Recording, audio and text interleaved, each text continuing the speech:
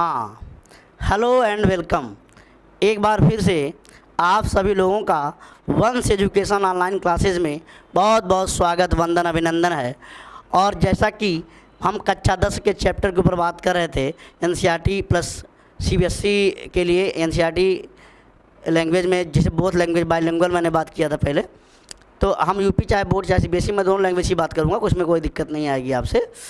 तो आज हम बात करने वाले हैं, 3 चैप्टर हमने कंप्लीट कर लिया, चौथा चैप्टर आज हम स्टार्ट करने वाले हैं कक्षा 10 की मैथमेटिक्स का, जो कि है क्वाड्रेटिक इक्वेशन, लेक्चर नंबर 1 और द्विघात समीकरण, जिसका नाम क्या है बेटा?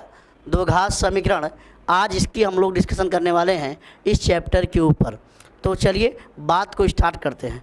समीकरण को जैसे मैं लगातार आपसे पढ़ाते हुए आ रहा हूँ, तो बताया हूँ कि द्विघात समीकरण, हालांकि आप परिचित भी हैं उससे, कोई दिक्कत नहीं, बात नहीं है, फिर भी आज मैं आपसे डिस्कस करूँगा।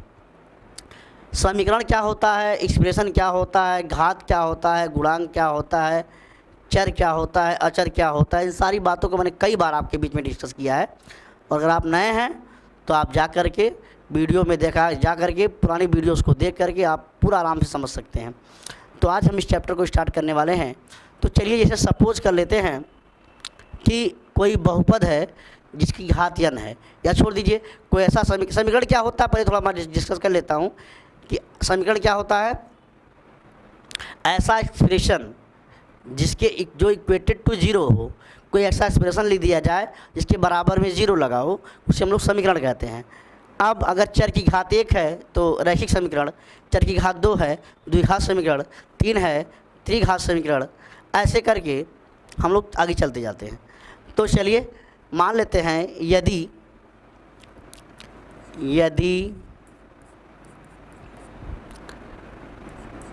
कोई n घात का समीकरण हो, जैसे यदि कोई n घात का समीकरण हो, कैसे होगा वो? a0 x की पावर n, a1 x की पावर -1 n -1, a2 x की पावर n -2,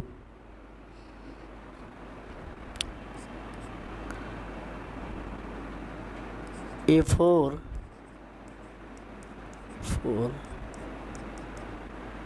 प्लस an, इसके बराबर क्या लगा? 0। देखिए, अगर ये कोई समीकरण लिखा है तो इसकी डिग्री बताइए क्या है। तो किसी भी एक्सप्रेशन या किसी भी समीकरण में जो चर की सबसे बड़ी घात होती है वही कहलाती है पूरे एक्सप्रेशन की घात, पूरे व्यंजक की घात वही होती है, सबसे बड़ी घात। तो सबसे बड़ी घात अगर आप इसमें देखिए तो सबसे बड़ी घात है n। इसका मतलब ये एक ऐसा समीकरण है जिसकी घात क्या है? n, यानी ये n घात वाला कोई समीकरण दिया गया है ना। ये तो जनरल फॉर्म हो गया। ये कैसा रूप है बताइए? ये समीकरण का एक है जनरल फॉर्म, जनरल फॉर्म। लेकिन अब इसमें कहेंगे यदि x बराबर क्या रख लें? 2। अगर मैं x बराबर 2, इसमें n पद हैं टोटल, अगर इसमें मैं x की जगह 2 रख दूं तो क्या मिलेगा? तब क्या बन जाएगा बताइए? कहेंगे a0 x की पावर 2 प्लस a1 x की पावर 2 -1, a2 x की पावर 2 -2।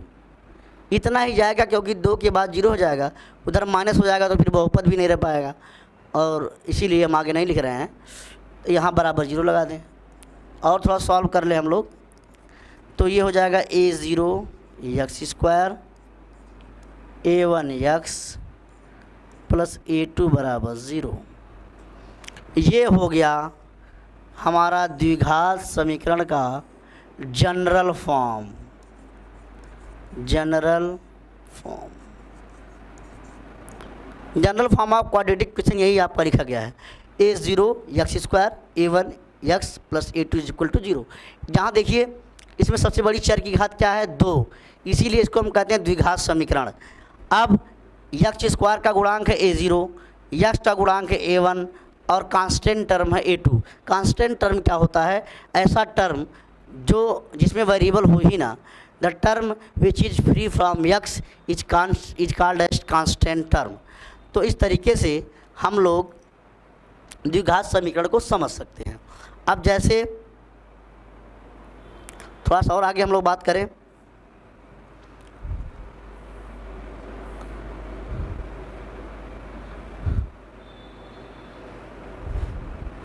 हाँ थोड़ा सा और मैं बात करना चाहूँ आपसे।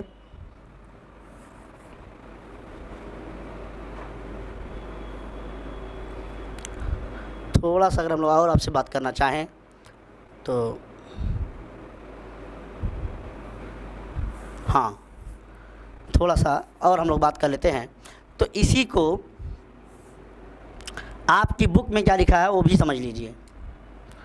इसी में आपकी बुक में लिया है, इसी को उन्होंने कहा कि उन्होंने ऐसे कह दिया कि a x square plus b x plus c बराबर 0। इसको उन्होंने कह दिया जनरल फॉर्म। तो a0 को किससे रिप्लेस कर दिया? a से, a1 को b से और a2 को c से रिप्लेस कर दिया। इसको हम लोग कहते हैं द्विघात समीकरण का व्यापक रूप कहते हैं। जहाँ ये ध्यान रखना है, जहाँ a does not equal to 0, जहाँ जो चर की सबसे बड़ी घात उसका गुणांक कभी 0 नहीं हो सकता है। अगर वो 0 हो जाएगा, सपोज करिए अगर ये गुणांक 0 हो जाए तो ये पूरा मामला क्या हो जाएगा? 0। और जब a पूरा 0 हो जाएगा तो फिर घात एक घात नहीं रह जाएगी, दो घात नहीं रहेगा, फिर एक घात वाला हो जाएगा। तब वो क्या बन जाएगा? रैखिक समीकरण। यही कारण है कि जो सबसे बड़ी घात है उसके गुणांक को हम कभी 0 के बराबर नहीं कर सकते हैं। ठीक है ना? और क्या है?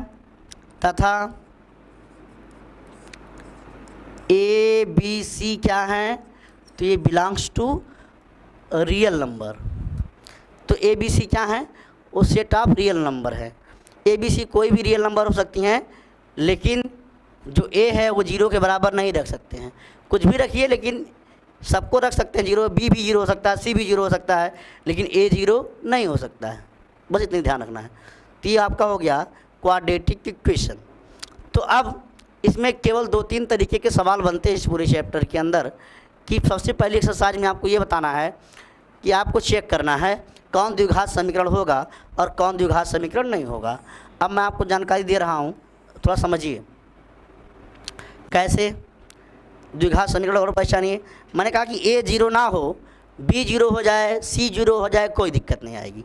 जैसे मैं एक एग्जाम्पल ले लूँ, 3x square plus 2x plus 5 बराबर 0।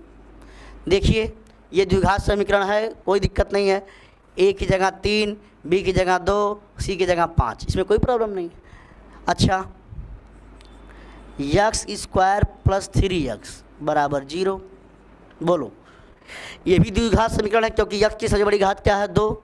आप यहाँ पर देखिए ध्यान से, यहाँ पर कांस्टेंट टर्म है? नहीं है। कांस्टेंट टर्म है 0, यानी यहाँ c की वैल्यू क्या है बताइए? 0। यहाँ क्या है? c की वैल्यू 0 है। एक और ले लेते हैं, यक्स स्क्वायर प्लस 4 बराबर 0। बोलो, ये द्विघात समीकरण नहीं है क्या? बिल्कुल द्विघात समीकरण है क्योंकि इस चर की सबसे बड़ी घात 2 है। लेकिन कहेंगे गुरु जिसमें यक्स वाला टर्म नहीं है, कोई बात नहीं है। इसको आप ऐसे समझिए, ये वही चीज़ है, x square plus 0x plus 4 बराबर 0। अब आप अगर कंपेरिजन करेंगे तो बताइए द्विघात समीकरण का रूप मिल रहा है जहाँ पर b की वैल्यू क्या है? 0।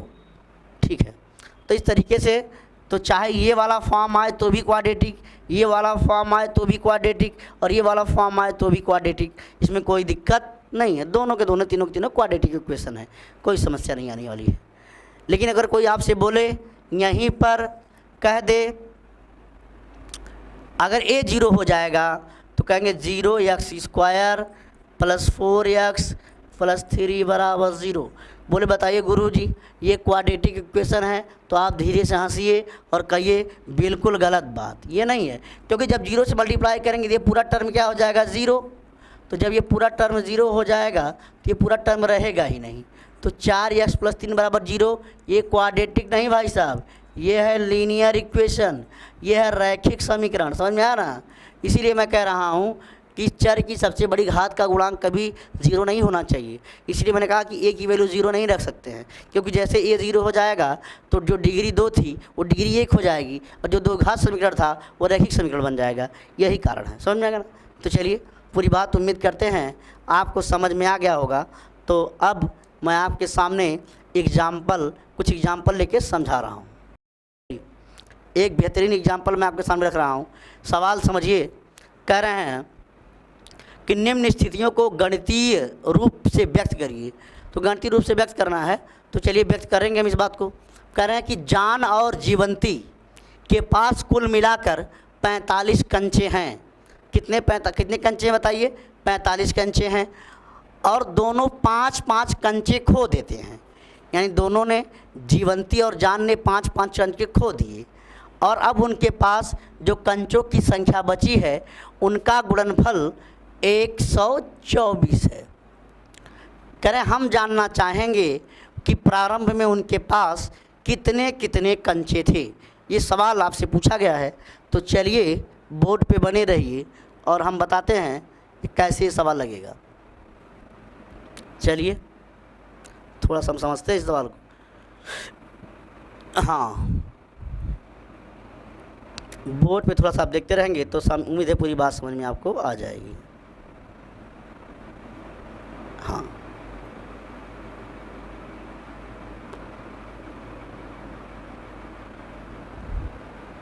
चलिए ये सवाल यही है। जान और जीवंती के पास कुल मिलाकर 45 कंचे हैं, दोनों 5-5 कंचे खो देते हैं। तो चलिए यहाँ लिखते हैं माना जान के पास, किसके पास? माना जान के पास कंचों की संख्या बराबर यक्स। मैंने ये मान लिया कि जान के पास कितने कंचे हैं, यक्स। इसलिए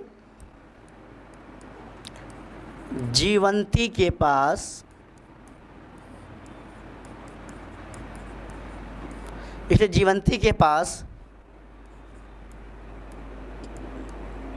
कंचों की संख्या क्या हो जाएगी?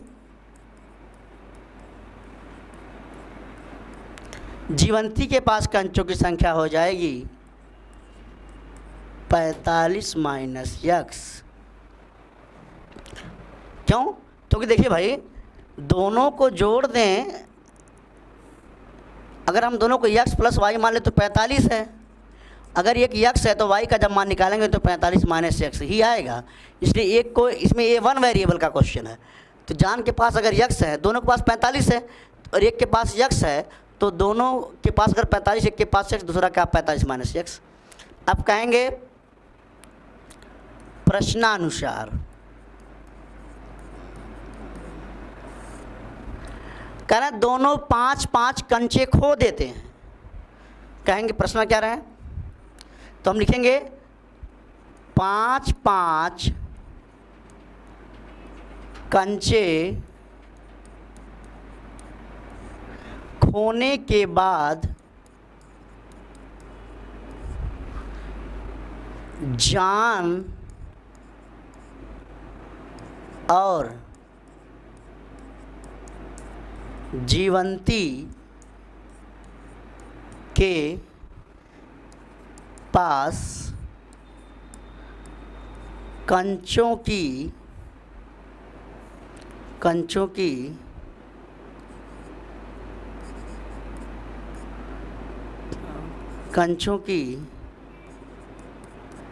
शेष संख्या कितनी हो जाएगी बताइए?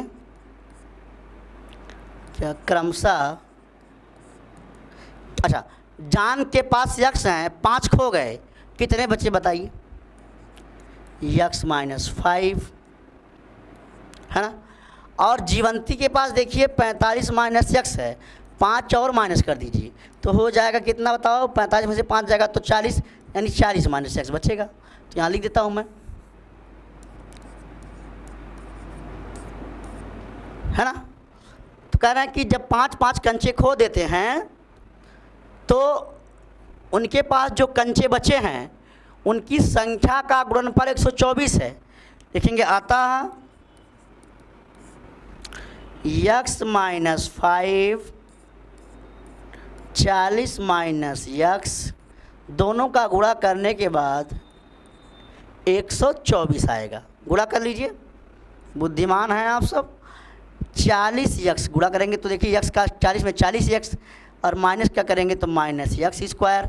5 क्या करेंगे तो 5 चौक के 20, 200, और माइनस माइनस हो जाएगा प्लस, और ये हो जाएगा 5 यक्स बराबर 124।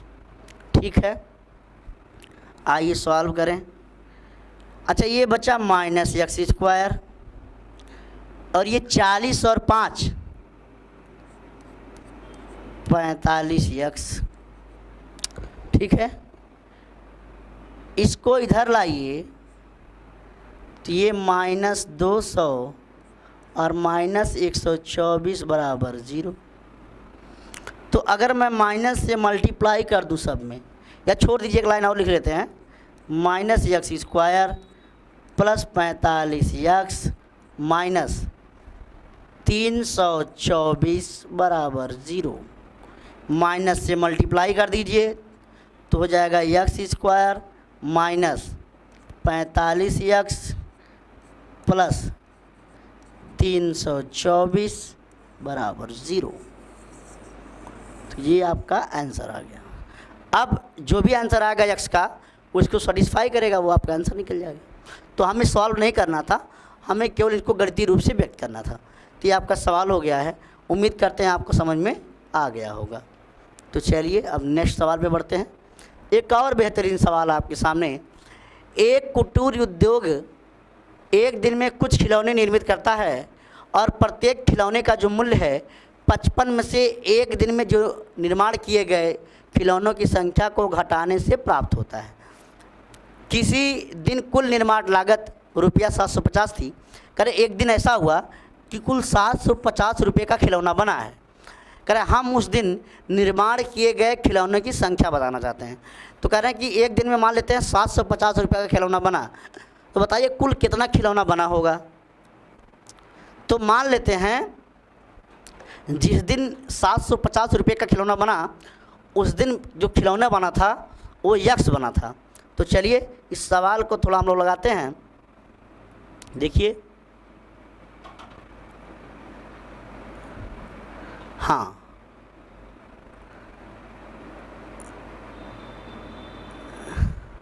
चलिए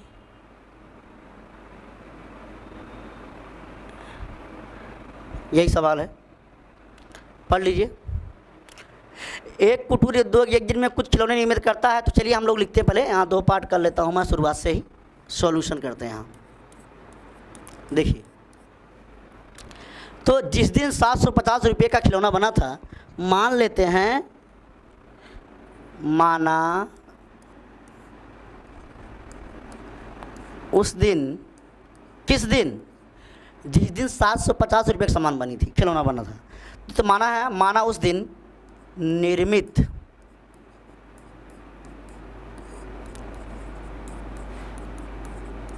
खिलौनों की संख्या बराबर यक्स, है ना। अतः कह रहे हैं कि जितने खिलौना एक दिन में बनता है, एक खिलौने का मूल्य 55 में से एक दिन में जितने खिलौने बने उनकी संख्या को घटाने से प्राप्त होता है। तो कह रहे हैं अतः एक खिलौने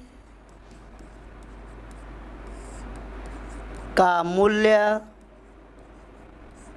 बराबर करें कि जितना खिलौना बना है उसको 55 में से घटा दीजिए तो एक खिलौने का मूल्य निकल जाएगा। तो एक खिलौने का मूल्य बराबर 55 माइनस यक्स इतना रुपया हुआ। एक खिलौने का रेट है 55 माइनस यक्स रुपया, तो यक्स खिलौने का रेट कितना गुणा कर देंगे, लिखेंगे अतः यक्स खिलौने बनाने में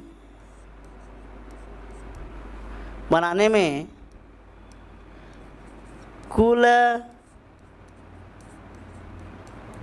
निर्माण लागत कितना हो जाएगी बताइए। कहेंगे यक्स गुणे 55 माइनस यक्स बराबर 750। यही सवाल है। कुल खिलौना यक्स, एक खिलौने का रेट, ये मूल्य हो गया, एक खिलौने की संख्या हो गई, गुणा करेंगे पूरा मूल्य आ जाएगा। गुणा करिए, सॉल्व करिए थोड़ा सा, तो हो जाएगा ये यक्स स्क्वायर, सॉरी ये हो जाएगा 55 यक्स माइनस यक्स स्क्वायर बराबर 750। सबको उठा के उधर लेके चले जाइए, तो x square minus 55 x plus 750 बराबर 0। देखिए ये हो गया आपका आंसर। तो जो भी यक्स का मान आएगा वही समीकरण को संतुष्ट करेगा और वही होगी खिलौना एक दिन में कितना बना है या एक दिन में बने खिलौनों की संख्या। तो उम्मीद करते हैं बात आपको समझ में आ गई होगी। बढ़ते हैं नेक्स्ट क्वेश्चन की ओर। करें जांच कीजिए कि निम्न द्विघात समीकरण है या नहीं। तो चलिए इसकी मैं आपको थोड़ा ट्रिक बता देता हूँ। ट्रिक ये है दोस्त कि जो होता है वो दिखता नहीं और जो दिखता है वो होता नहीं, है ना। इसमें क्यों कह रहे हैं कि द्विघात समीकरण, बताइए कौन है कि नहीं है, यही आपसे पूछा भी जा रहा है। तो चलिए सवाल में यही पूछा, जांच कीजिए कि निम्न द्विघात समीकरण है या नहीं। तो दिखने से यहाँ दो घात दिख रही है, आप ऐसे डायरेक्टली मार देंगे हाँ द्विघात समीकरण है। लेकिन मैं आपसे यही कह रहा हूँ कि जो दिखता है वो होता नहीं है और जो होता है वो दिखता नहीं है। तो फिर इसका तरीका क्या है। ये द्विघात समीकरण दिख भले रहा है लेकिन है नहीं, और वो क्यूबिक यहाँ देखिए घात 3 है, 3 घात समीकरण दिख रहा है लेकिन सॉल्व करेंगे। इसीलिए पहले आपको जवाब ऐसा नहीं दे देना है। जब भी कोई आपसे सवाल पूछे बताइए द्विघात समीकरण है कि नहीं है, तो पहले उसका सिंप्लीफिकेशन करना है, पहले उसका सरलीकरण करना है, पहले उसको हल करना है। हल करने के बाद में जो आएगा उसका रूप मिलाएंगे द्विघात समीकरण से, और अगर मैच करेगा तो कहेंगे द्विघात समीकरण है, अदरवाइज द्विघात समीकरण नहीं होगा। चलिए मैं आपको समझाता हूँ। चलिए मैं स्टार्ट करता हूँ पहले क्वेश्चन से। तो चलिए क्वेश्चन में सॉल्यूशन की बात करें, सॉल्यूशन फर्स्ट। चलिए क्या सवाल है, यक्स माइनस 2 का होल स्क्वायर प्लस 1 बराबर 2x माइनस 3। थोड़ा इसका होल ओवर स्क्वायर तोड़ लीजिए तो कहेंगे यक्स का स्क्वायर माइनस 2 दूनी 4x और प्लस 4 प्लस 1 बराबर 2x माइनस 3। चलिए थोड़ा और सॉल्व करिए। तो यक्स स्क्वायर, अच्छा देखिए इधर माइनस 4x उधर प्लस 2x, इधर लाइए तो हो जाएगा माइनस 6x और ये प्लस, देखिए ये 4 1 5 उधर माइनस 3 इधर आएगा तो 5 और 3 8 हो जाएगा बराबर 0। बोलो अब देखिए लिखेंगे चूंकि यह प्राप्त समीकरण ax square plus b x बराबर 0 के रूप का है, अतः यह एक द्विघात समीकरण है। इस तरीके से हम लोग करेंगे। तो एक मैंने लिख के दिखा दिया है, बाकी आपको समझना, लास्ट में अगर मिला तो ठीक, नहीं तो नहीं मिलेगा। तो सॉल्यूशन नंबर 2 पे आइए। आइए करें कि x plus 1 plus 8 is equal to x plus 2 और x माइनस 2। देखिए करिए मल्टीप्लाई, तो x का x में मल्टीप्लाई करेंगे x स्क्वायर, x का 1 में करेंगे तो x प्लस 8। ये a plus b a minus b, आप जानते हैं एक कोष्टक में a प्लस दूसरे कोष्टक में a माइनस बी मल्टीप्लाई करते हैं तो a square minus b square हो जाता है। तो x स्क्वायर और 2 का स्क्वायर करेंगे तो 4। अब देखिए x स्क्वायर से x स्क्वायर कैंसिल हो गया, तब इसको इधर ले आइए तो ये क्या बना बताइए, ये हो जाएगा x प्लस 8 में 4 जोड़िए तो 12 बराबर 0। बताइए इसमें तो मैंने कहा था कि x स्क्वायर दिखना चाहिए, दिख ही नहीं रहा है। कहेंगे यह द्विघात समीकरण नहीं है, नहीं है, दिख रहा था लेकिन है नहीं, क्योंकि x की घात कितनी है यहाँ 1, तो ये रैखिक समीकरण है। क्या है बेटा, अगर कोई पूछे तो फिर है क्या ये, तो हम इसका जवाब क्या देंगे, बोलिए। हम कहेंगे ये एक रैखिक समीकरण है, रैखिक समीकरण है। चलिए नेक्स्ट क्वेश्चन पे बढ़ते हैं। एक सवाल नंबर 3 पे आ जाएगी थोड़ा सा, चलिए देखते हैं। ये भी लिखा है x 2x प्लस 3 बराबर x स्क्वायर प्लस 1। चलिए सॉल्व करिए, मल्टीप्लाई करें तो ये हो जाएगा 2x स्क्वायर प्लस 3x बराबर x स्क्वायर प्लस 1। करिए इधर लाइए इसको, x स्क्वायर इधर लाएंगे तो हो जाएगा x square plus 3x plus 1 को इधर लाएंगे तो -1 बराबर 0। कहेंगे यह द्विघात समीकरण है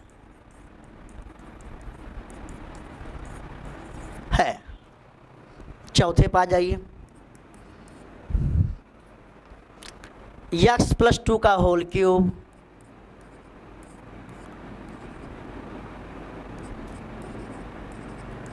x क्यूब माइनस 4।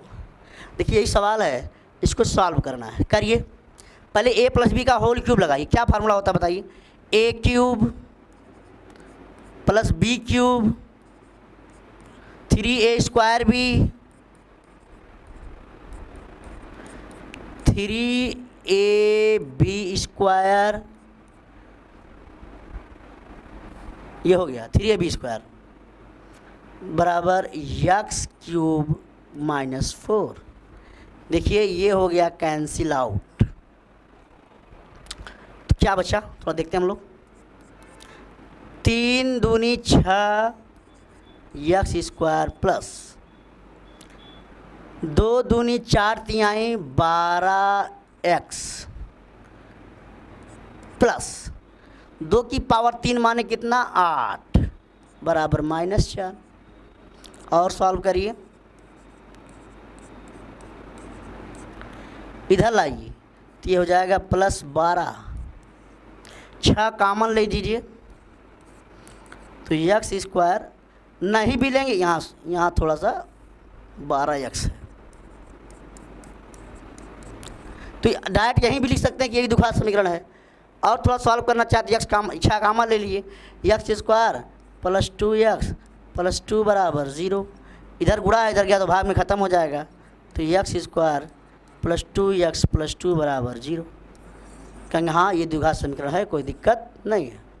तो इस तरीके से मैंने आपसे ये बताया है कि किसी भी समीकरण को द्विघात समीकरण बताने से पहले उसका सरलीकरण करना आवश्यक है। जब आप सरलीकरण कर देंगे तो लास्ट में आंसर देना है, क्योंकि कभी कभी देखिए सवाल नंबर दूसरे में अगर आप देखें ध्यान से तो यहाँ देखिए भाई ये x स्क्वायर कट गया तो ये द्विघात समीकरण नहीं है, है ना, तो ऐसा भी हो सकता है। इसलिए पहले सॉल्व करेंगे फिर आंसर देंगे। तो चलिए आज की क्लास हम इतनी ही रखते हैं। तो आज हमने एग्जाम्पल उदाहरण जिसको हम कह रहे हैं उदाहरण और बेसिक थियरी और द्विघात समीकरण के बारे में डिस्कस कर लिया है।